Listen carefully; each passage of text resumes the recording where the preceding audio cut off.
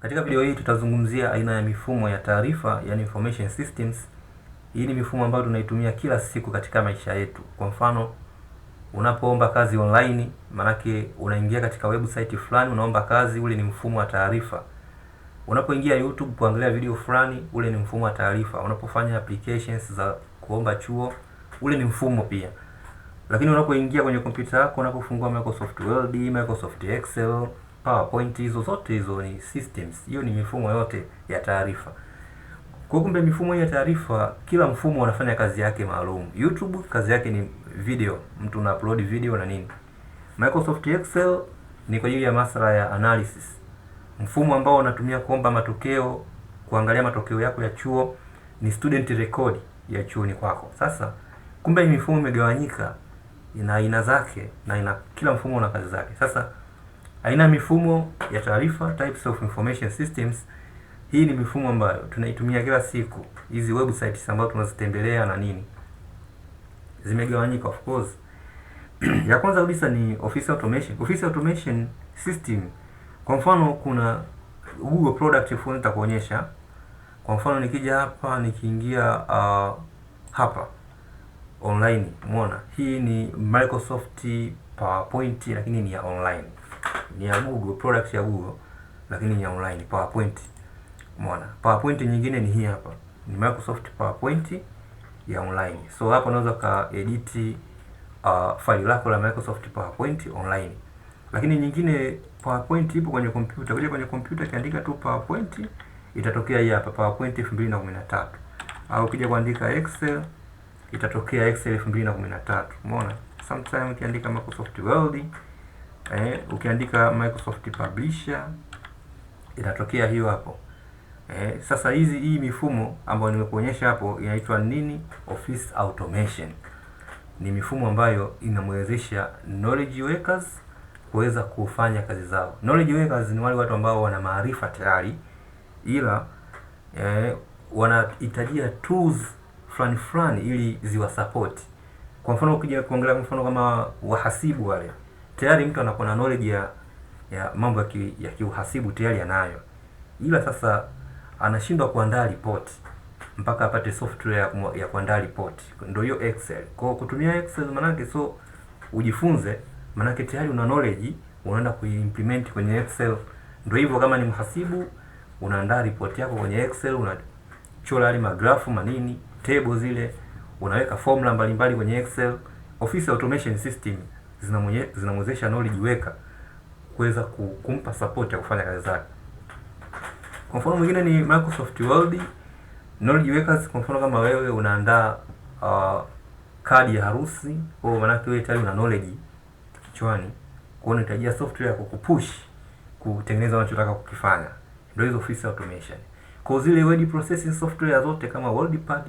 WordPad ni product ya Microsoft, na Microsoft Office zile utilities zote zinapatikana mule, maana yake ni Excel, PowerPoint na software nyingine ambazo zipo kwenye Microsoft Office. Zile ni office automation, na product za Google ambazo zipo online, spreadsheet za online, hizo ni office automation systems. Kuna system inaitwa knowledge management. Knowledge management system, YouTube ndo mfano. Sasa nikija hapa YouTube, ni hii hapa. Kazi ya YouTube ni kwanza ina capture knowledge, lakini kitu kingine ina discover, kitu kingine ina share na inafanya application ya knowledge. Kwa mtu akiwa na knowledge yake, anajua kitu, anaweza akakipost YouTube kwa ajili ya kufundisha wengine. Maana nini? Maana YouTube ina discover knowledge kutoka kwa watu mbalimbali wenye. Ndio maana YouTube kuna vitu mbalimbali. Huyu anajua mapishi, unakuta video za mapishi. Huyu anajua ufugaji, video za ufugaji. Kwa hiyo ina discover knowledge kwa watu mbalimbali. Kitu kingine ina capture hizo knowledge kwa kutumia management system yake yenyewe. YouTube ina management system yake ambayo inatunza hizo video baada ya kuupload, inazimanage na inazi arrange vizuri kwenye playlist. Manake tayari hapo imeshafanya management ya knowledge, kisha ina share. Ndio kama hivi mimi nimeandika sayari ya Mars, nimeclick sayari ya Mars, imeniletea kulia huko suggestion kwamba hicho anachokisearch kuna vingine ambavyo vinahusiana na hiyo sayari ya Mars. Kwa YouTube ni knowledge management system. ina just ku discover, ku capture na ku share knowledge za watu mbalimbali ambao wanafundisha vitu hapo YouTube. Kuna nyingine inaitwa VIDEOZ. Of course VIDEOZ ni ya muda kidogo na yenyewe. VIDEOZ ni video evolution of course. Na kitu chake ni video, mapinduzi ya video. Hapa ndipo zilianza zile high quality video hapa kwenye hii VIDEOZ, video evolution. Okay? Ni knowledge management. Nyingine ni content management. Content management ni system ambayo yenyewe kwa mfano kama Google Drive. Google Drive hii hapa nimefungua. Umeona? Na upload mafaili, mafolder. Kama mimi nimeupload mafolder kibao hapa, na nikitaka ni share na watu na share nao. Nikitaka niwape permission waweze comment, kuedit na nini, naweza kwenye, lakini mmiliki ni mimi mwenye email address. So hizi ni folder ambazo zilikuwa kwenye local machine kwenye kompyuta, nikazi upload huko online. Kwa unakutana na namna ambayo unaweza ka-upload mafaili yako ukafanya backup huko online. Kwa sometimes tunaziita hizi ni cloud computing.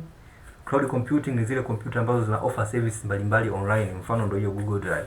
So Google Drive ni content management. Ina just, kwa unaona tofauti kati ya Google Drive na YouTube. YouTube ni knowledge management, wakati Google Drive ni content management. Kwa hiyo ina manage mafaili yako na mafolder, unaweza kashare na watu na nini. Yenyewe haifanyi kazi ya kudiscover knowledge hapa. Nyingine ni transaction processing system, TPS. Mfano mzuri ni ATM. So ngoja kuja Google hapa nikiandika just ATM, click enter, utaiona ATM machine hapa. So katika image utaiona ATM machine, utaziona nyingi mwanzo ATM ATM ni mfano. Nyingine ni for example nikija kuangalia HR, nikibonyeza HR system, human resource system. Zipo system ambazo zina human resource management system. Inaonyesha tu mfano labda hii human resource kwa ajili ya kuadi watumishi ambao watakuwepo kwenye kampuni fulani, human resource system. Hizo zinaitwa ni TPS.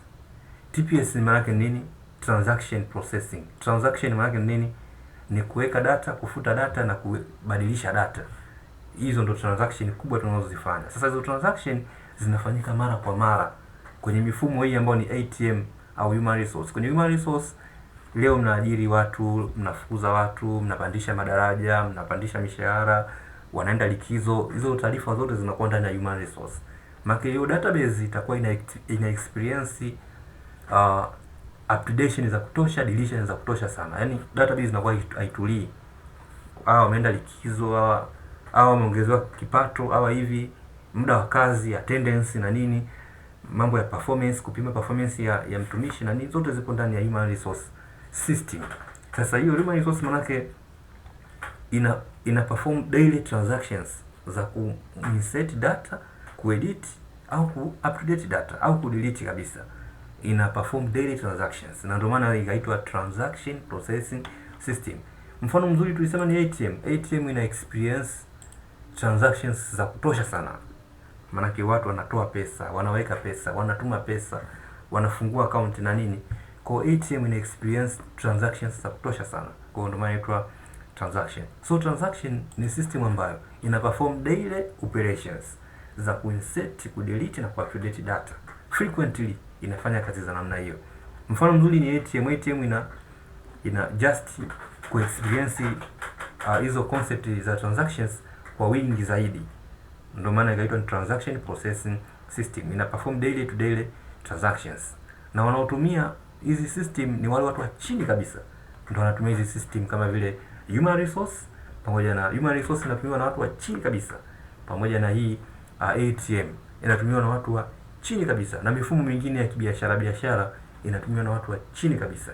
Kwa ni transaction processing systems. Kuna mfumo mwingine unaitwa decision experiment vizuri. Decision support system for example, nikaangalia kama ni kama mfumo labda pengine huu hapa. Ni mfumo ambao ukiangalia tu unapata majibu kwamba leo nimepata users hawa. Umeona hawa ni users. Lakini labda pengine hii ndo innings niliyoipata. Lakini new users ni hawa 73. Hizi ni just trend kwamba hawa user ambao umewapata leo sawa na asilimia fulani, wanakuonyesha kwenye graph. Unaona graph zinabadilika kila user anapokuwa anaongezeka na percentage na nini. Unakuwa ushaelewa kumbe basi nipo vizuri. kumbe napata users wengi, kumbe napata viewers wengi, kumbe napata. Sasa hii mifumo mara nyingi inakuwa inafanya decision, yani inakupa wewe mwanga kwamba hata YouTube ukifungua channel kwa una upload video zako, unaona pale kwamba video yangu imepata users kadhaa sawa na asilimia kadhaa, nimepata earnings kadhaa. Lakini hata WhatsApp ukiupload status, unaona viewers wanaona ile status yako hapo kadhaa na nini.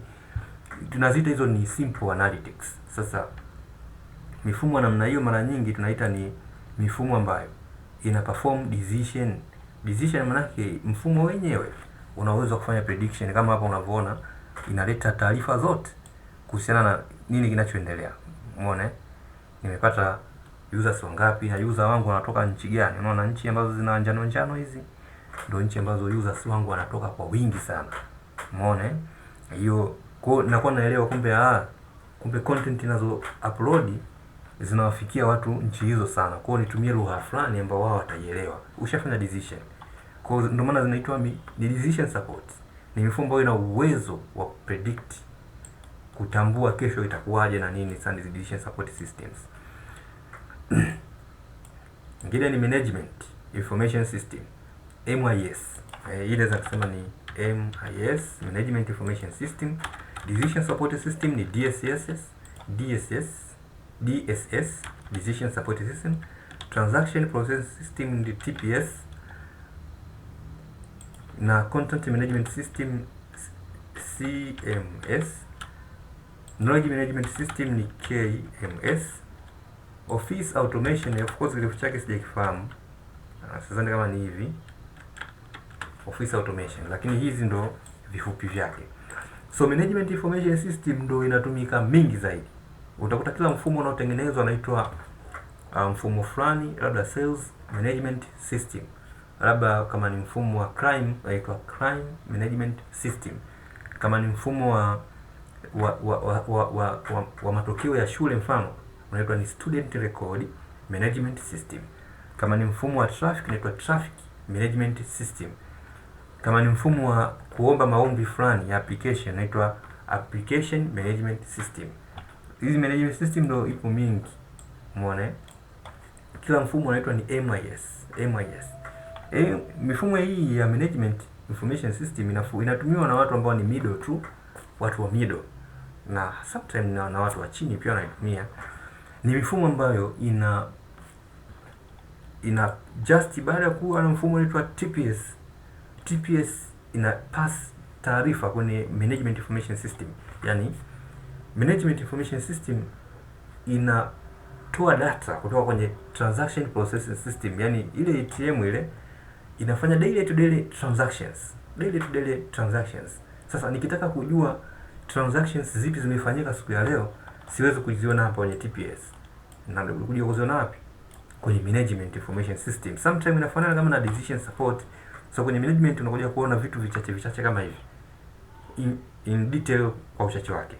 Umeona hiyo ni management information system, lakini muda mwingine wanaitumia mameneja kwa ajili ya ku manage ripoti ndogo. Ripoti ndogo wanatumia management information system. Na decision support system zinatoa taarifa kwenye management information system. Kwa from TPS unakuja kwenye MIS, unaenda kwenye decision support system.